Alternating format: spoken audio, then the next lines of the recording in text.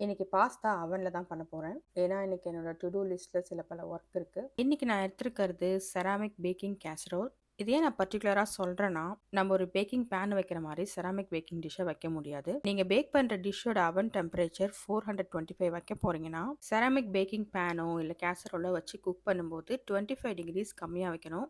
ஏன்னா பீங்கான் பாத்திரம் ஹீட் ஆக டைம் எடுக்கும். ஆனா ஒன்ஸ் ஹீட் ஆயிடுச்சுன்னா பயங்கரமா ஹீட் ஆயிடும்.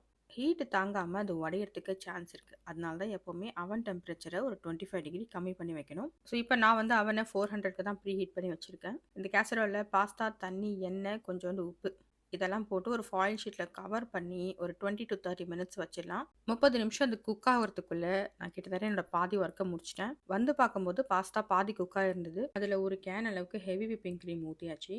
பட்டர் போட்டு சால்ட் செக் பண்ணி சீசனிங் போட்டுட்டேன். இது இல்லாமல் நீங்கள் ஆல்ஃப்ரெடோ சாஸ் பண்ண போறீங்கன்னா ஒயிட் சாஸ் பண்ணி அது மேலே அப்படியே ஊற்றிடலாம். ஆனால் அதுக்கு பாஸ்தா இன்னும் கொஞ்சம் குக் ஆகிருக்கணும். நல்லா மிக்ஸ் பண்ணி 20 மினிட்ஸ் குக் பண்ணிங்கன்னா சூப்பரான பாஸ்தா ரெடி.